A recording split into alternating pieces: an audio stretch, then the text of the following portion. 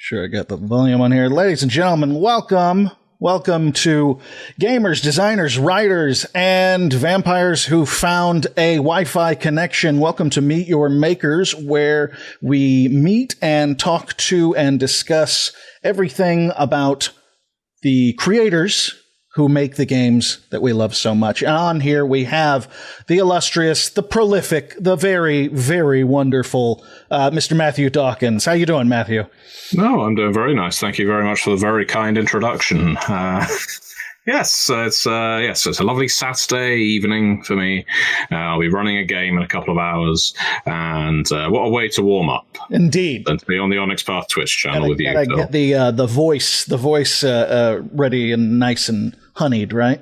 Exactly. Yeah, warm up my vocal cords. Love it. What are you playing tonight? Not an Onyx Path game. No, I will be running one of my Patreon groups, Slay Industries 2nd edition. Right on. I currently have 2 games of Slay for 2 different Patreon groups, and that's a game I'm running for my local group right now as well. So I currently have 3 games of Slay, 2 games of Pendragon, 1 game of Scion, 1 game of Vampire the Requiem.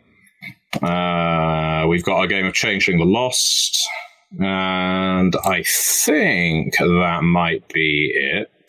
Let me just check. Oh yeah, I know. Oh, and of course, 3 games of Call of Cthulhu, if I include Red Moon Roleplay. I run a lot of games. I was just going to every month. How many of these are you running versus playing? They're all me running. Everyone is me running. I run around for 10 individual groups a month or thereabouts, and at least 2 of those groups I run multiple times a month. Mm-hmm. And that's my local gaming group and for Red Moon Role-Playing.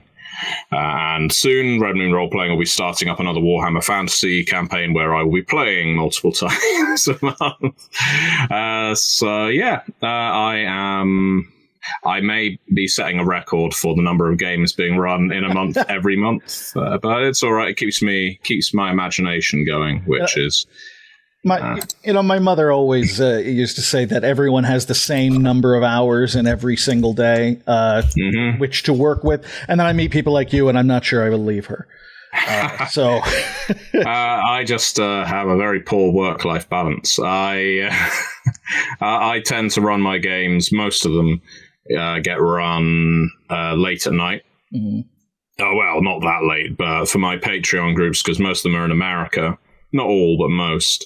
I run games at about 9 p.m. until either midnight or 1 a.m., depending on the natural end point between those 2 hours. And yeah, for local groups, it's earlier in the evening, or in the afternoon. But it doesn't tend to interfere. Well, it doesn't interfere with my day job at Onyx Path. If anything, I'd say it helps. All the running of games is genuinely, I guess, it's a wonderful treasure trove of ideas. I get more ideas through running games than I certainly do from playing them. And that's not because other GMs are bad. It's just because my imagination, I guess, fires off when I've got to play lots of different NPCs and I've got to come up with plots and react to things on the fly that I then, I guess, turn into words that I'll put into role-playing games. Well, that actually is a perfect transition into one of the early questions I like to ask people on the show. I find that game designers, developers, writers, what have you, come from a background of being a forever DM, basically. Sometimes through necessity and sometimes through actual desire. I have to assume that's exactly what your background was before you made it professional. Was I a forever DM before I became... I guess I was leaning more towards GMing than I was playing. Mm-hmm. From very early on. From the moment I started playing role-playing games, I wanted to start running them. I'm quite... I guess I don't know if I'm a control freak, but I will almost any media I interact with, for better or worse, I end up looking at it as, how can I turn this into a game, or what can I use from this to put into a game? And that's a lot easier when you're running it than when you're playing it. It's just the way I tend to see most entertainment.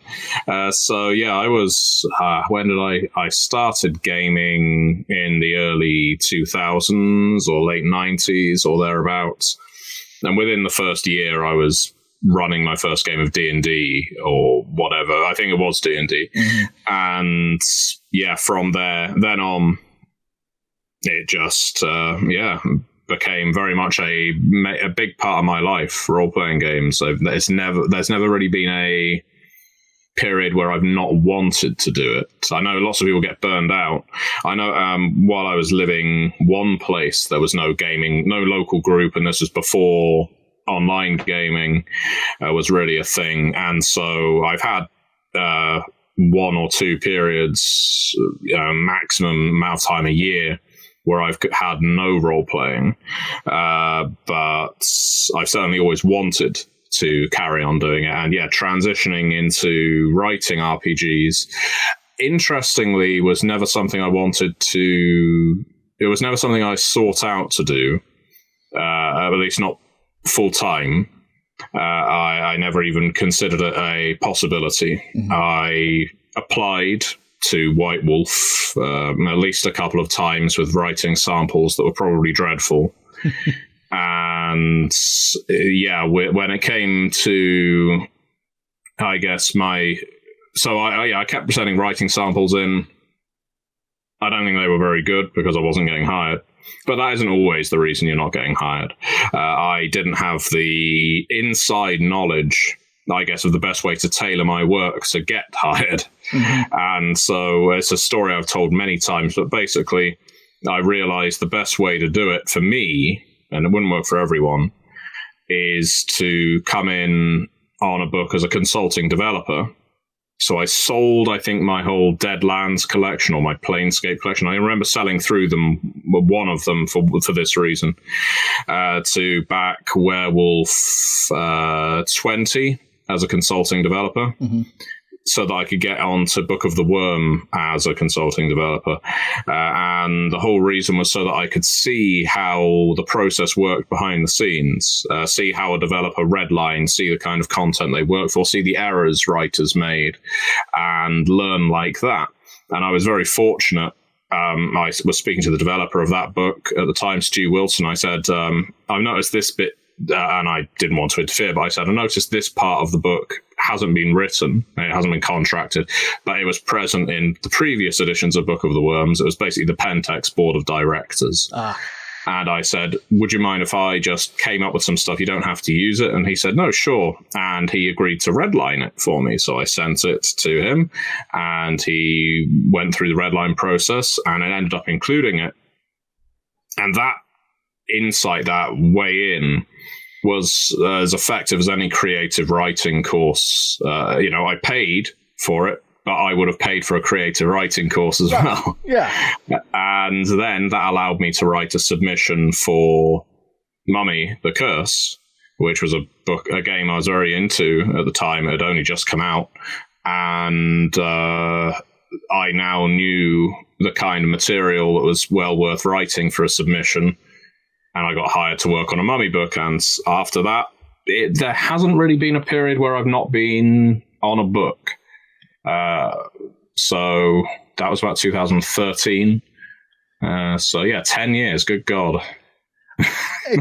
I love hearing stories like that about becoming a professional in this industry, because I find that, especially when you're a little younger, at least guys like our age, that sort of thing. Maybe it'll be different for younger folks who've grown up with this more. But the idea of becoming a game designer, I think I knew I would read. I didn't have a lot of people to play a lot of the old White Wolf games with, and I would just read them like they were books.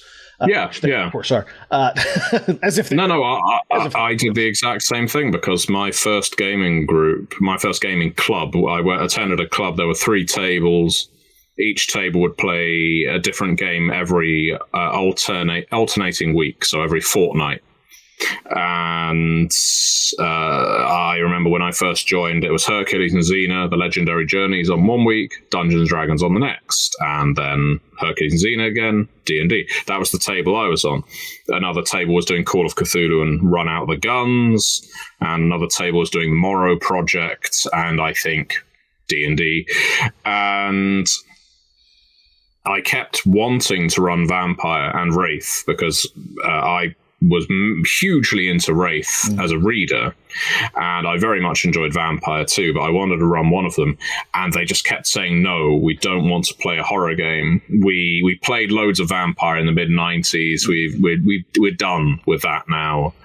And eventually for months, all I did really was read these books, which was great fun. And eventually I got to run it. And then on and off for about 20 years, I was pretty much running Vampire constantly for various groups. And now I'm running Requiem. I ran a lot of Requiem too, but I'm on something of a hiatus when it comes to Masquerade. I think I've told every story I could ever possibly want to tell. Yeah. With that game, I don't want to run it anymore. Yeah. there will come a time where I change my mind, but it isn't going to be anytime soon. I've heard you mention that on the podcast and that sort of thing, in the podcast about is it just a kind of a sense of being burnt out on the universe, basically, and just because it was just everything for a long time, and you're just ready to do anything else, basically. Well, I guess in a sense it's unanswerable. I don't know the actual reason. Obviously, I worked on Vampire consistently and in a rather major role from 2016 to about 2021 or 2022, because I was I co-developed Beckett's Jihad Diary. I developed one of the Dark Ages books. I, of course, was lead writer on V5, or one of the lead writers on V5, and Camarilla and Anarch, and developed all of the Onyx Path V5 books, or co-developed them in some cases. And so I was heavily involved from a work point of view while I was also playing it. And so there is the possibility I have to entertain in my mind that I fell into that trap that a lot of people do, which is if you end up making your hobby your work, you grow to hate it.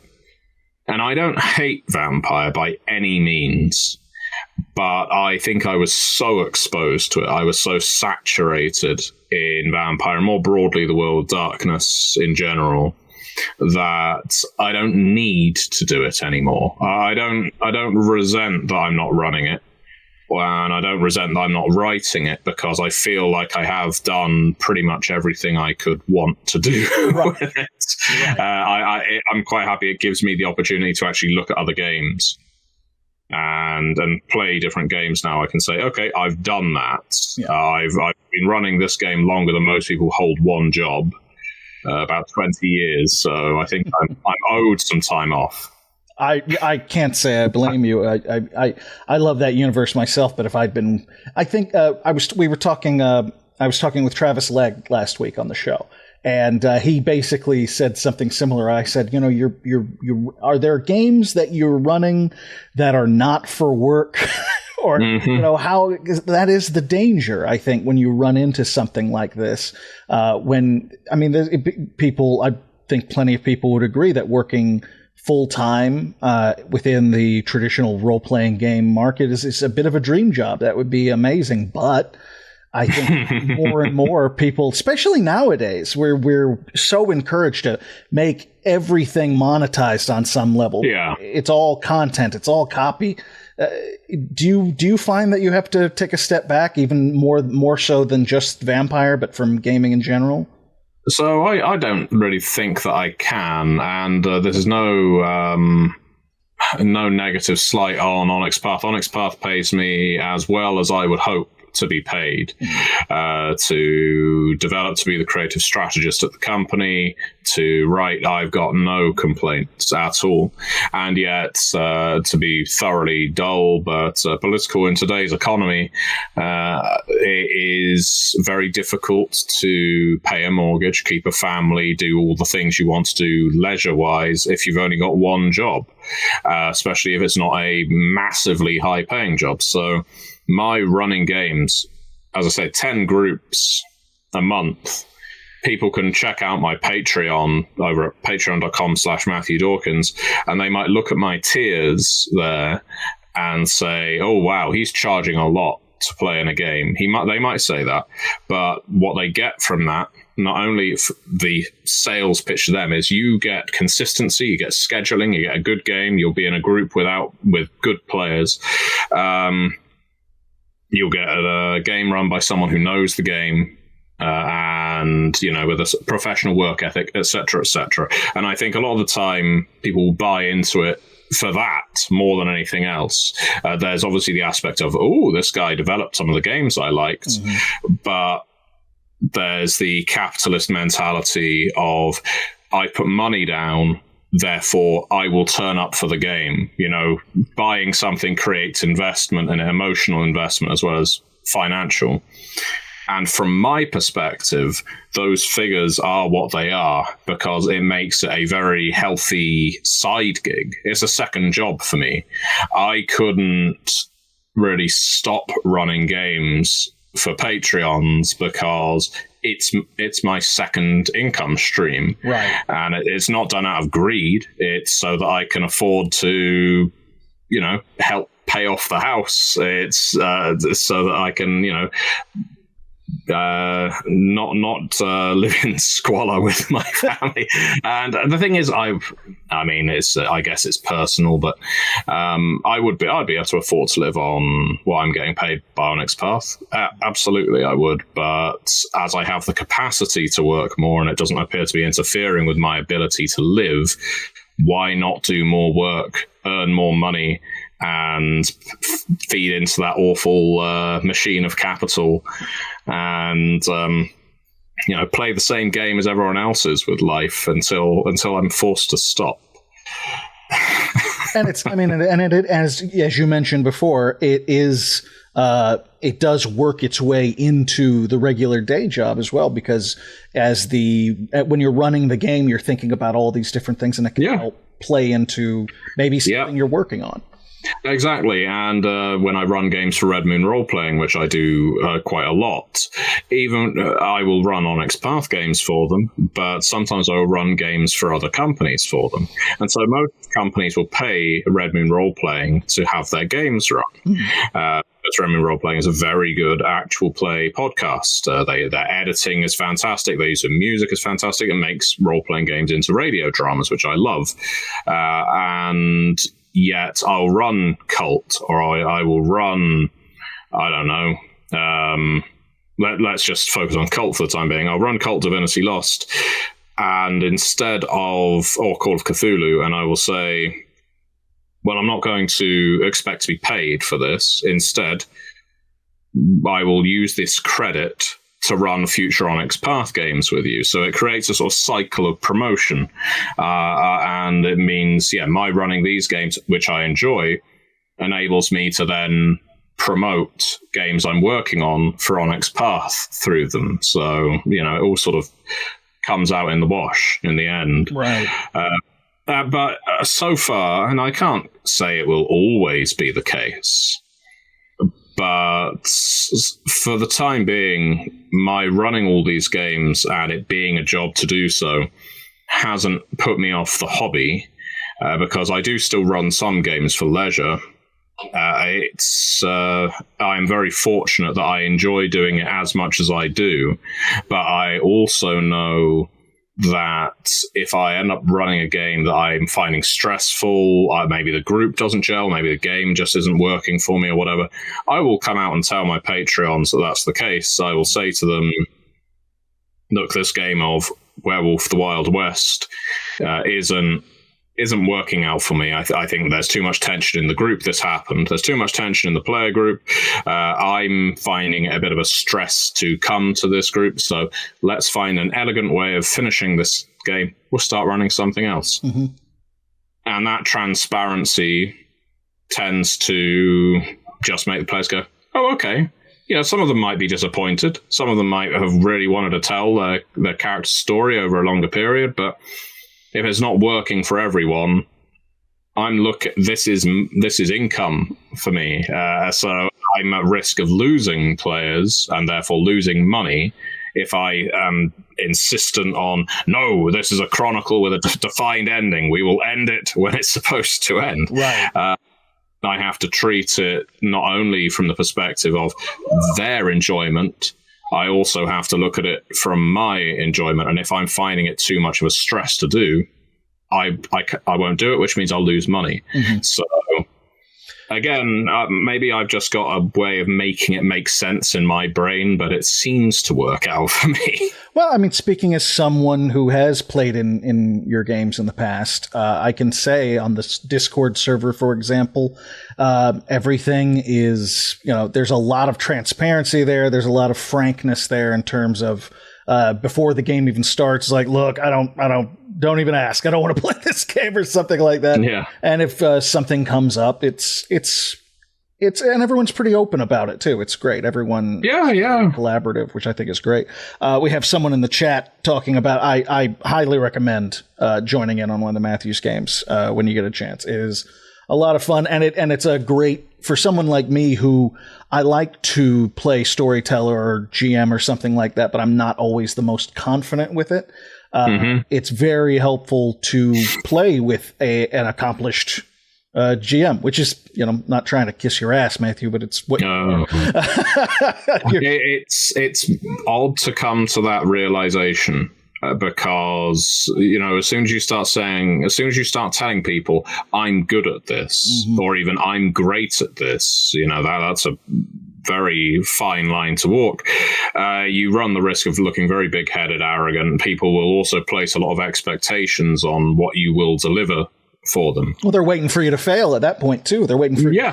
Oh, he didn't know that rule. I guess he's not as good at this game as I thought he was. But I guess what I can boast is I'm a man of 1,000 voices. All of them sound the same, but no, what I can boast is I am very good at improvisation. I do not leave the air empty. Silence is anathema in my games and in interviews, as you can tell. So what that means is players will always feel engaged in my games, and I will always find time to visit every single player's character. I tend to have a rule of running paid games, which is pretty much every other session will be a solo or duo session. What I mean by that is one session, you'll have the party together accomplishing the same aims. So in the world below, your party is going to be traveling to X settlement and having to hack through this beast or excavate these rocks in order to get there. There'll be challenges that you have to accomplish as a party. The next session, the party is at the settlement, and player characters all have their own objectives. So in that session, character A will go in this direction, character B will go that. And the idea, the old-born D&D idea of never split the party is absolute rubbish as far as I'm concerned. The best roleplay you will get, as a general rule, is when the GM can dedicate time to you or one other player character. And so I encourage groups to split up on that second session. And that does mean that the other players have to be the audience for a while, but they know that they will get their turn. Wait for the wheel to turn, and eventually you'll get your chance to play as well. And so, pacing that is important, but it means that everyone comes away from those sessions. No one could play in my games, I hope, and say, I've not had anything to do. Because for me, that's the worst kind of gameplay. I would rather play at and I'm probably tempting fate. I would rather play at a table full of aggressive, awful players and get a chance to play than be at a table full of the nicest possible players and constantly be in the background and unable to perform a function. I remember once playing a game at a convention, a sort of gangster game, and it was oversubscribed. There ended up being something like 7 of us. Oh boy! And hello, Aaron, in the chat. I remember, playing this gangster game, and it was oversubscribed. There were 7 players. One player was playing the gangster's mole, basically, and at the very start of the session was abducted, tied to a chair in a cell, and the rest of us had to go rescue her. Mm-hmm. For the entire session, whenever this player tried to have his character escape or do something, the answer from the GM was basically a flat no. Didn't matter what was rolled, didn't matter what was attempted. It was basically you get hit on the head, you get tied to the chair again. Now you get gagged, so you can't even speak in character. So this person was basically expected to be Princess Toadstool waiting for someone to come rescue him. That's crazy. And I found it hysterical. I remember just laughing my ass off during this, and it was horribly discourteous as a player, I'm sure, but I remember actually going red in the face and crying with laughter whenever this player was trying to speak up and do something, because I knew the GM, without any humor, was going to just shut that shit down.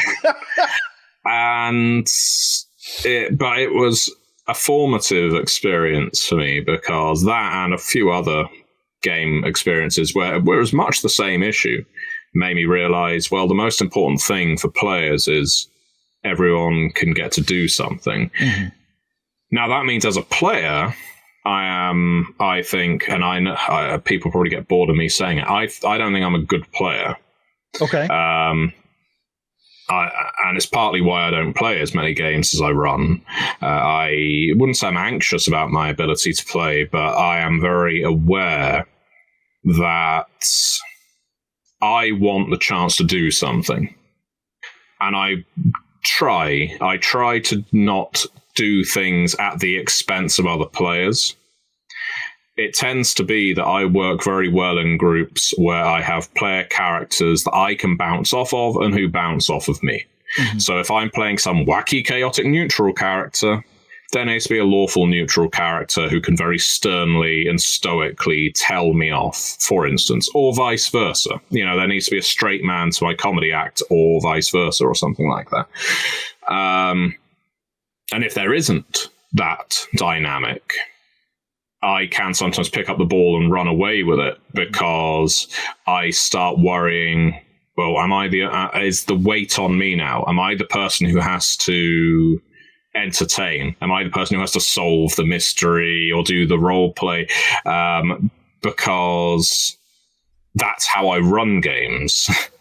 And so I start sort of secret GMing through my character. I don't tell the GM what to do, but I know that as a player, I will start trying to do everything if I don't think the other players are doing it fast enough, which is a horrible thing to do. I know it's a fault. Do you think that's something? Have you seen that at all with other people who are mostly game masters and that sort of thing? Because you think it comes from knowing too well how the sausage is made, maybe? I think there's also, I'm not diagnosed with anything, so I couldn't possibly guess where all this comes from. But I think there is also an element of, when I run games, I tend to throw a whole heap of NPCs in. Mm-hmm. And so I'm doing different voices and I'm having characters with different motivations and so on, because I get quite bored of playing one character with one motivation. So that means I need to be in lots of places at once to still feel involved in the plot. Right. It's not that I certainly hope I'm not some kind of spotlight hog. I hope that I'm not painful to roleplay with. I think, in fact, to the point, I don't think anyone has ever complained to me about the way I roleplay. So this could all be in my head, but I feel like that this is a problem, mm-hmm. And it results in me not enjoying playing as much as I enjoy running. So yeah, it's an interesting neurosis, Doctor. All right, anyone in the chat who's ever been in a game where Matthew was playing, confirm or deny. We need to know. We're going to blow the lid off this thing. I mean, there is someone in the chat right now. I don't know if he's still watching, but he'll be able to confirm or deny whether I'm an awful party member. Because that, honestly, that might be one of the first time. Yeah, we don't. So yes, in the chat apparently there is a private group chat for discussing my problematic roleplay, which I believe that's all right. Thank you very much. Thank you, Aaron. You gotta blow off some steam every now and then, so yeah. Now, other than one of the questions I like to ask of our developers is other than gaming, the first question people ask when they want to get into writing and developing, how to start, and the most obvious one is play games, read books, get all of that. Yeah. Makes a lot of sense. What are some influences and non-gaming media that have really pushed your work over the edge in years gone by? So not video games, because video games played a part, most definitely. Mm-hmm. I mean, I first started wanting to play D&D because of the Baldur's Gate games. Sure. But in terms of influencing my writing, I read a lot. And I mean, for a while, a good few years, I read nothing but non-fiction, a lot of history, some political stuff, the occasional biography, but mostly history books. I find history books pretty inspirational because there's a lot of characters, a lot of events that you can kind of twist, skew, and fit into a role-playing game mold. In the last couple of years, I've got back into reading fiction, and luckily I'm finding it does the same thing. It's interesting because I do think reading for fun is a trained skill. Yes. If you have not done it for quite a while, it is very difficult to get back into the mindset of not just stopping every 3 lines to check your phone or get distracted by the bouncing ball outside, whatever the case may be. But I think once you get into the reading mode, it can be incredibly rewarding, especially if you vary the kinds of material you're reading. Don't just read fantasy. Don't just read sci-fi. I mean, to be honest, I read very little fantasy. I read very little, I read very little sci-fi for that matter. I read a lot of Ian Banks for a while. I'm a big fan of the culture novels. And I'd say Hitchhiker's Guide to the Galaxy is probably my favorite. Or the set is my favorite set of novels. But most of the fiction I read and that inspires me tends to be fairly dystopian or satirical. And I can't recommend this, but I recently got done with reading a Thomas Pynchon novel, The Crying of Lot 49, I think. It might be 41. I need to remind myself now. It's The Crying of a Lot, that's for sure. It should be up on my shelf somewhere. And I thought, you know what, I'll challenge myself because it's been a while since I've read something heavy. 49. And I wish I hadn't. I persisted with it, and I can't deny he's an excellent author. And I love J.G. Ballard. A lot of people have heard me wax lyrical about J.G. Ballard, and there's some commonality there. But I found it reminded me that it has been so long since I have read anything that is literatively challenging that I found a real uphill battle. It was like the first time I tried to read Ulysses, by James Joyce. The first time you read it, you're just thinking, when is the plot going to start? When are these characters going to mean anything to me? And you say, screw it, I'll go back to reading something accessible, like a Stephen King novel. And I love Stephen King. Who doesn't? I recently got done with Mr. Mercedes by Stephen King. But yeah, all that said, I read widely. I think it's the greatest source of inspiration to me right now outside of running games, which is obviously a somewhat cannibalistic or auto-cannibalistic cycle. Oh, yeah. Running games to write games to run games to write games. But I think it's not medically unhealthy, but I think it's creatively unhealthy to only immerse yourself in the media that you are working on and enjoying. But maybe that's hypocritical of me because I run so many games and write so many games. I don't know. But I think you do need to go outside for a while, take a breath of fresh air, even if that does just mean sitting somewhere and reading a novel. It's amazing how much a change of scene can actually affect the enjoyment of a book. Most definitely. Right. Yeah. Yeah, I was away last weekend with my wife. We went away to just stay in a cabin as one does, and so I took some books with me. She took some books with her, and it was a very conducive atmosphere to just reading and relaxing and not being on the internet. Yeah. And I place most of the world's ills on the shoulders of social media. Yes. And I don't think I will ever... if I could remove myself entirely from social media, if I didn't think that would be in some way costly for me to do so, I absolutely would. Yeah. I don't mind doing things like this, but... As a former social media manager, I accept my role in extending that evil across the world. But B, I actually had to get out of that. I had to find a new career, basically, because I loathed it. I really, really hated having it. You talk about, making your fun your work and that sort of thing, and vice versa. Social media I would never call my fun, but it was definitely a more casual, enjoyable experience before I monetized it. So. I think it's so I don't scroll really on Facebook or Twitter. Those are the only ones I'm on now. I suppose Discord. And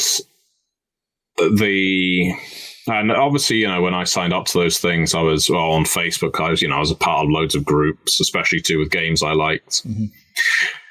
But the repeat issue that I found, and I'm sure lots of other people have found it, is way back when, before the days of MySpace, you'd have an asshole down your local pub.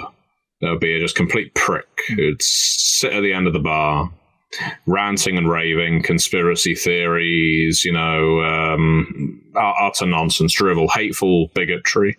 And the other people in the pub would just kind of go, that's old Jack. Leave him to it.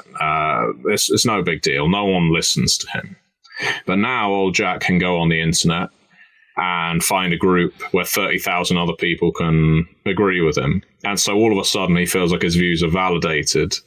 And so do all of these people. And I think I end up finding the same thing with fan pages for role-playing games that I've worked on quite often. That's why I don't really join Facebook groups anymore. While there's obviously plenty of decent people, mm-hmm.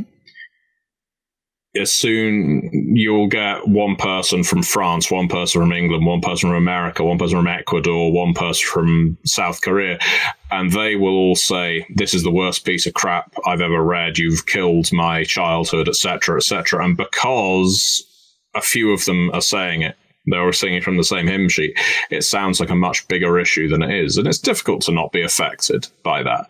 But the reality is these people live in completely different parts of the globe. It doesn't matter. It really doesn't matter. But the nature of social media makes it seem like they are more vocal, louder, I guess, mm-hmm. than they actually are. So, I hope one day it just burns down entirely. I think that's kind of inevitable. There's no way getting around. We're getting around that. That's got to happen. So you're obvious for anyone who is been living under a rock and avoiding social media that way. For any of those folks, your biggest endeavor right now, your current huge undertaking is The World Below. Yes. Which is now that one. I have two questions, two big questions regarding that one. The first one cuts into what we've been talking about. Where did the influence for that come from? Where did the idea of this underground world, this explorative sort of setting come from? So I have always been very interested in vertically inclined horror, and it's a niche interest. I don't know why it comes up so often in my work. I don't know why I'm so attracted to it. But I put a sort of rancid skyscraper full of infernalists and Bali in Beckett's Jihad Diary. I did the same thing in Cult Divinity Lost. And The World Below is similar, but underground. And I think, well, I know for certain High Rise by J.G. Ballard was a seminal influence on me growing up. It was a book, my first major, I guess, piece of dystopian fiction. It was just hedonistic and disgusting and political and very captivating to me. From Ballard? At a time, yeah. That's odd. At a time when I was very easily influenced by the media I was interacting with, and this one stuck with me. I've always enjoyed the idea of, I guess, examining class-based systems separated across a physical plane instead of just it being societal. And obviously most class-based systems are separated physically in the real world as well, but I think there's something quite interesting about separating it vertically. I've also always enjoyed... I like dungeon crawls. I think a lot of people don't assume assume I don't like Dungeons and Dragons or Tunnels and Trolls or Pathfinder or whatever, and I do like them, but I like them to have something more than just slay monster, grab treasure. Mm-hmm. And so The World Below was a way of doing that, of making your explorations mean something, but also make your settlement, make the nest egg that you're building up, the family that you're growing, to mean something to your characters as well. So there's elements of Pendragon in there as well, in terms of sort of fiefdom building or A Song of Ice and Fire, like house building. And of course, it plays into the idea of there's a vast well of power alluded to at the lowest point, or one of the lowest points of The World Below. If by some miracle you can get access to this well of power, this chaos, this primal chaos, and spread it, or, well, let's first of all say you can get access to it. Let's say you can defeat the well witches who have hold of it. What do you do with it at that point? Do you try spreading equally across everyone in the world below? What if some people attack you because they think they are owed more than you? Do you deny their access to it entirely? Or do you dole out the same fair portion, despite the fact that they've tried to steal, despite the fact they've tried to kill you, as you do to someone who has gratefully received it, or the people who perhaps need it more from let's say maybe they're starving, maybe they're dying of thirst, maybe they're illiterate, whatever the case. And of course, the further and further up you get, the less and less of this power you've got. What if you have calculated the proportions wrong? Now, this is a very simple mathematical equation, and I don't imagine most people will play The World Below purely like that. Mm-hmm. The idea, though, is the quandary, is that this puzzle of how do you arrange power in what is a surface. You are stuck in your underground dystopia, and there is power there. Are you the person with the greatest responsibility? Are you the person who should control it? Do you think the people who control it now deserve it? Or do you think they have been corrupted by it? Do you think they went to it with charitable aims at first? There's all these questions that are sprawling around, and that's what I like out of a role-playing game. This is why I like Wraith. This is why I like Vampire. It's a fantasy game with a lot of World of Darkness in it, because it's impossible for me to not be influenced by the World of Darkness. There is no perfect political system, and this game will highlight the flaws in every single one of them, but through a fantasy lens. I remember someone saying, M.K. Anderson, who edited the book, explained that I think Mudtown, I think, which is one of the settlements in the world below, is a sort of perfect symbol of, I guess, communism in this society, and functioning communism. I think that's what they said, and I've had people similarly say that about Telva's Hearth, which are, I guess, two of the settlements in the world below that are seen as the most prosperous or fruitful. And what I love is that someone can come into this game where I haven't coded any of the settlements as specifically being one real world political system. I've examined what politics can exist like in the world below through the text, through the manuscript. I call out at various points, is an autocracy better in some cases in a place like this, for instance? But what I love is that someone can find that, can access material and interpret it in a certain way, and then take something from it. Because I think whether you're writing a game or writing a novel, you want readers to draw their own interpretations from it and not tell them, no, you're wrong. Death of the author and all that. Right. And so, you know me, Phil, no such thing as a short answer. But when I look at the world below and what went into its construction, it, of course, can be as simple as you are heroic adventurers who have to support your settlement, kill these creatures, claim some diamonds, or master chaos, and that's your story done. Mm-hmm. But it has the capacity for a huge amount more if you want to explore it.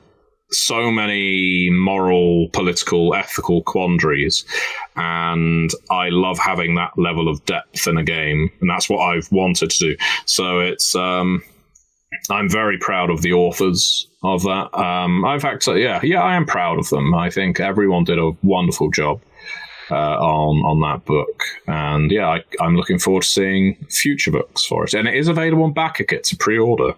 Yes. And that actually brings me to my second question. Unless I missed my guess, this is the first time that Onyx Path has offered anything along the lines of this Ashcan edition that came.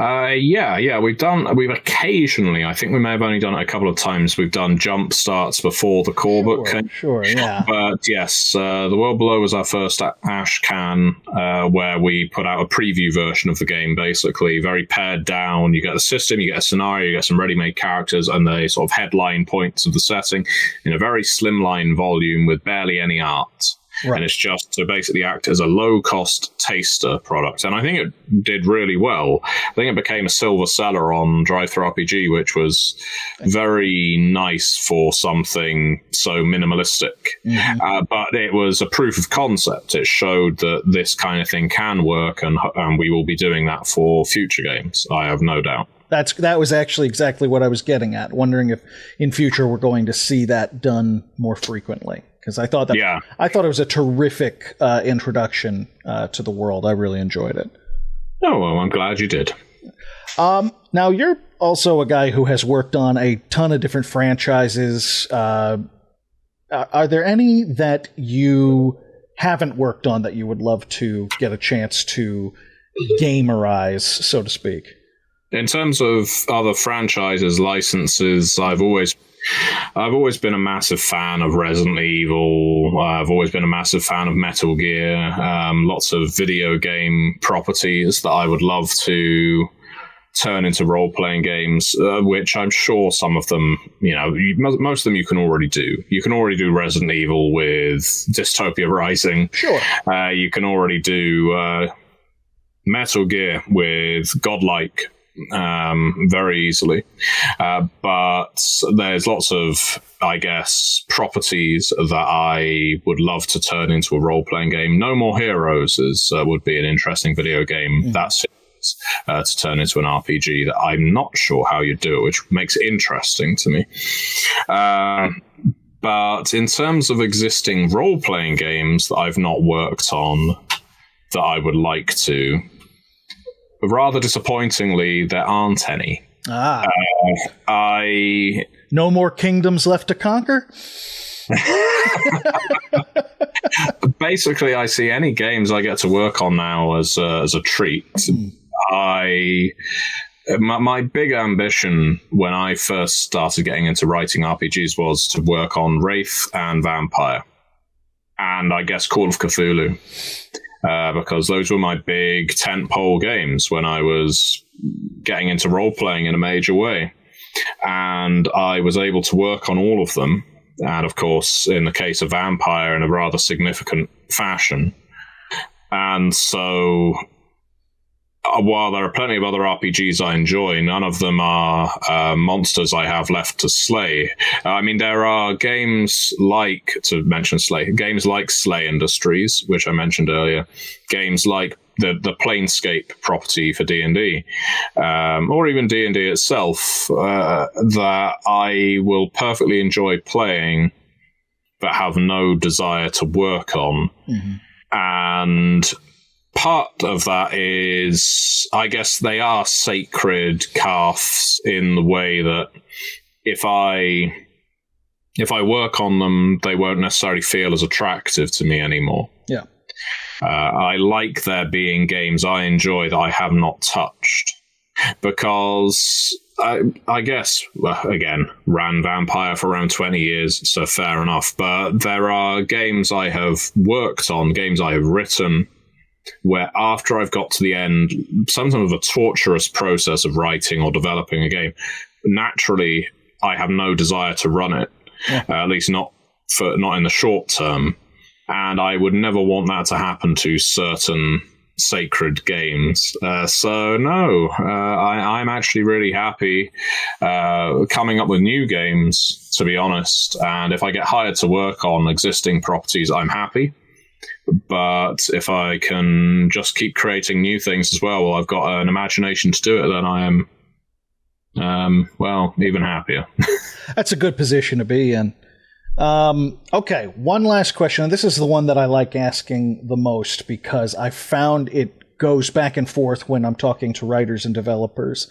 What is your favorite module or campaign that you did not write, pre-made? And I say it's a fun question to ask because sometimes the writers, they're like, I don't play modules, I write them. But Travis rightfully pointed out last week that he's like, the last thing I want to do half the time is come up with something new. So I'm happy to use a pre-released module or something.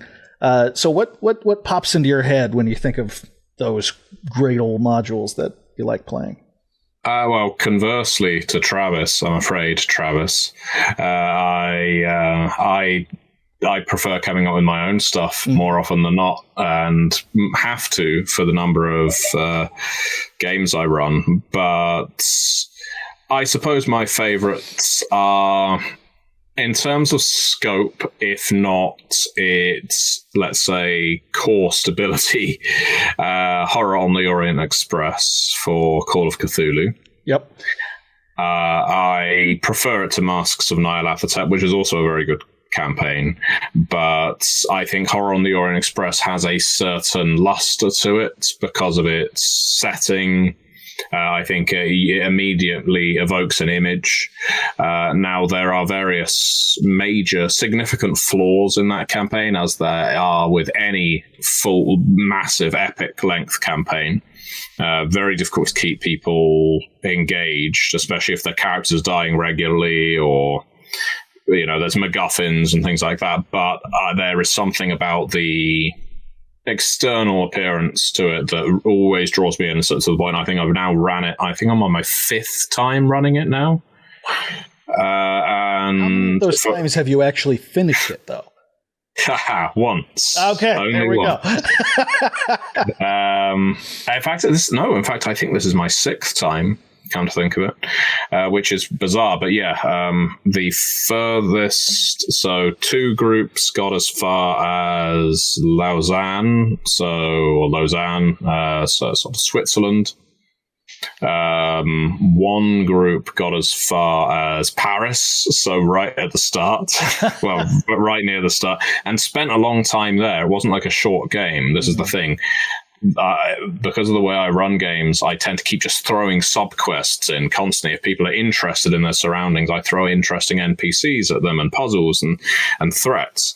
And so I am my own worst enemy when running a campaign like Horror on the Orient Express. They'll go to Paris and suddenly they're being accosted by mimes who are also cultists. They're not in the book, but they're very Parisian. And so they could spend 6 months in Paris, by which point the train's already left. Yeah, I was about to say, it's long gone. Yeah. I've had another group get as far as Trieste and another one get as far as Venice. But yes, I've only ever had one get as far as Constantinople at the very end. But I think the high watermark for campaigns, pre-written modules for me, is the Great Pendragon campaign. For Pendragon, which takes you through the reign of King Uther all the way through to the end of the reign of King Arthur. You will play successive generations of knights, typically 1 or 2 under the reign of King Uther, 1 during the anarchy between Uther and Arthur, 1 or 2 during the reign of King Arthur as well. And you will be building your family tree as you go. So if you're a fan of Crusader Kings, games like that, you'll sort of be familiar with the setup. It's quite bare bones. It relies a lot on the GM filling in a lot of the information, sort of putting a lot of meat on the skeleton. But that plays to my strengths. I like doing that. But it gives you a new, basically, core adventure and set of side quests for every year of this campaign for I think over 100 years, which for me is, that's great. That's better than any D&D module, as much as I like the Night Below and I like let's think the Great Modron March and Dead Gods for Planescape, and I still have a lot of fondness for the Giovanni Saga, especially like the Ventru Chronicle, which is it's a chronicle very few people talk about for Vampire because it came out so late in its original run for Revised Edition. But yeah, Great Pendragon campaign for me is the high watermark. I think that level of game is so appealing to those of us who get into a game and then after a few sessions start going, but what if I made a new character who was more like this? And it's like, well, don't worry, your character's mortal. You will be moving on to somebody else before too long. So, well, that is the time we have. Matthew, thank you so much for joining us. I do see we've got a question. We sure do. There is a question in the chat. We sure do. Do you? And yes, you feel free to ask. Yes, that's a great question. Do you feel that the great British satirists, satirical TV shows, and writing of the 80s and early 90s has colored your writing more than any standard inspirational content? That's a great question. Yeah. I didn't write that question, John. I know who it was, John, who wrote that. But I think, and he knows my love of British satire shows like The Day to Day and Brass Eye, which are very inimically British. But I grew up in a major way on British comedy. Obviously a lot of Americans are exposed to Monty Python.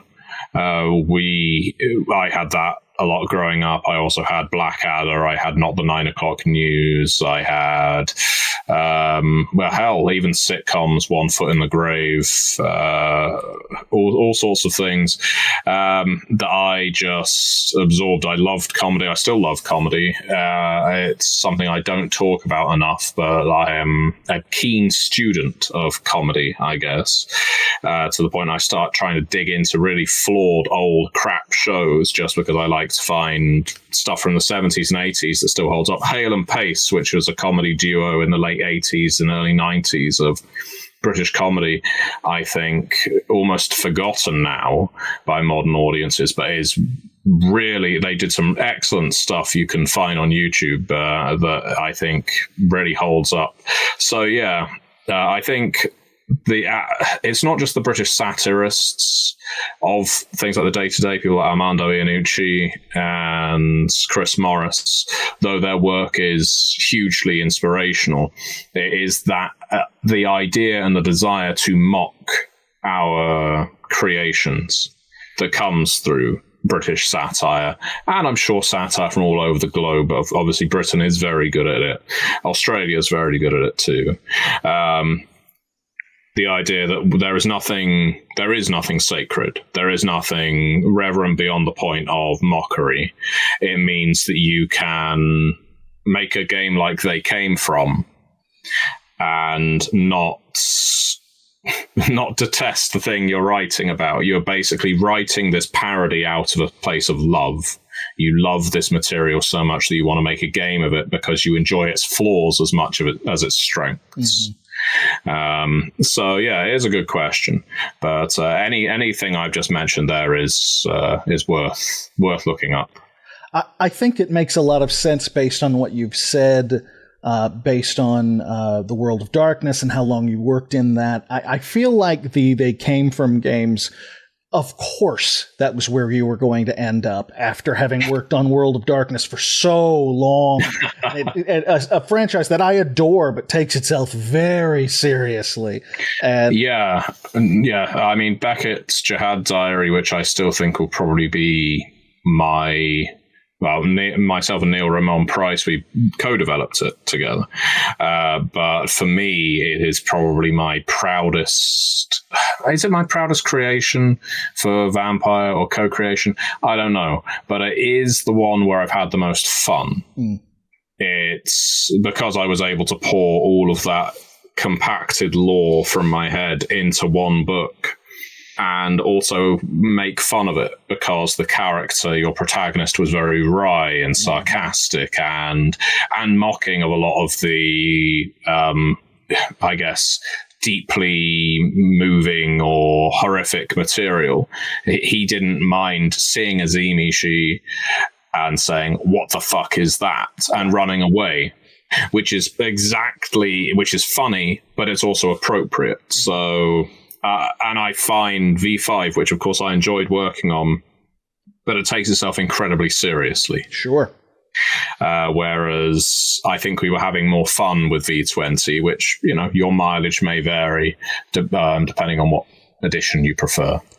I think anything that has its roots in that gothic punk kind of landscape, if you've ever listened to the soundtrack, music from the Succubus Club, I think that tells you everything you need to know. Or it's like, this rules. It is the silliest thing I have ever heard. More, please. Like, that's, I think that makes perfect sense. Oh, well, thank you so much for being on the show, Matthew. We're going to have you on again tomorrow. No. Get ready. New questions. Different ball cap. Different. Well. To be fair, we probably only did about 5 questions because of the length of my answers. So I knew what I was getting into, Matthew. That's my first rodeo. I know how that works. But thank you so much. Is there anything that you want to promote? Let everyone know about that they need to get in on. The 2 big games I would like to point people towards are both on backer kits. They are The World Below, which we mentioned, and they came from the RPG Anthology, which contains, I think, 11, maybe 12 whole RPGs. Oh. I mean, I think people have maybe when seeing they came from the RPG anthology, maybe they thought this is just a lot of playable options. Oh yeah, there's something like 55 new archetypes, but more than that, you have got a huge array of new games in there with all the mechanics you need to play every single one of them in the They Came From vein.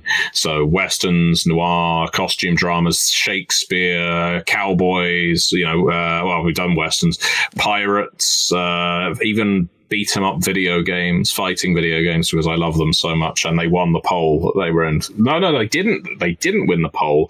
A very generous backer backed at a ridiculous tier level where they could choose a genre to put in the book, and they really wanted the fighting games genre in, which kept coming last in all the polls. Well, it wasn't quite as low as They Came From Dawkins Creek, which I still think is a massive missed opportunity. Missed opportunity. But, if we ever do Anthology 2, it'll be the only thing in there. I that's another one that you don't see very often, a huge anthology kind of book for role-playing games like that. So I'm excited to see that one come out. That's going to go very, very well. But yes, you can pre-order both those books on BackerKit now, and of course, Curious Cats of Mao is coming up very, very soon. And I didn't work on that, but I know that it's going to be fantastic because Eddie Webb is the mind behind it, and Lauren Roy is a fantastic developer, and I loved working on Monarchies of Mao. Sadly, I wasn't available to work on Curious Cats of Mao, but I am really looking forward to seeing how that book comes out when the crowdfunding starts in a week or so. And we will have Eddie on the 2nd, I believe, of March to talk about that specifically, so keep an eye on the calendar, guys, because we're going to have him on again. He'll be our first 2-time guest on this repeat offender. I know. I love it. I want as many as I can possibly get. So my name is Phil Keeling. Please check out my podcast, Pixel-Lit. It is the best podcast about the novelizations of video games because it's the only one. We've cornered the market, and that makes us better. You've done S.D. Perry's Resident Evil novels, haven't you? We've done the first 3, and we'll have a 4th one. It was actually her first one was the first one we ever did, and we're going to start the 4th one in April of this year. It should be. I still think Rabbitson is a stupid surname. Absolutely. But the thing is, you're the first person in the world, Phil, who I've ever been able to express that to. I know. Who understand what you're talking about. But those books were hugely important to me when I was massively into, I guess, all the Resident Evils up to Code Veronica and wondering, will there ever be a new Dawn? That would be amazing. We did get her on the show in a way. We've had the pleasure of interviewing some really great writers on the show, like Alan Dean Foster and John Shirley and that sort of thing. And I reached out to her, and she was kind enough to get back to me and said, I am not really a person who wants to be on a podcast, but I will absolutely answer any questions you have, and you can read them. And we got a dear friend of ours, a YouTuber who was Australian, to read it. So SD Perry is immortalized in a thick Australian accent on our show. Check it out. So if that doesn't get you to listen to Pixel-Lit, there's nothing. I've lost you already. There's nothing else to be done. So, well, thank you very much, Matthew. And thank you, everybody, for watching. And in the meantime, well, bye. Bye-bye.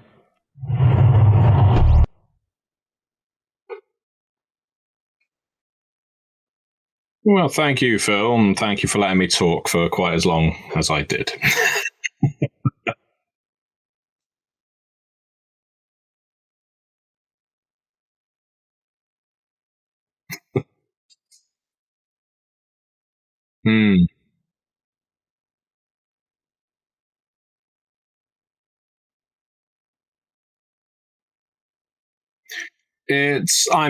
By its definition, it's railroaded.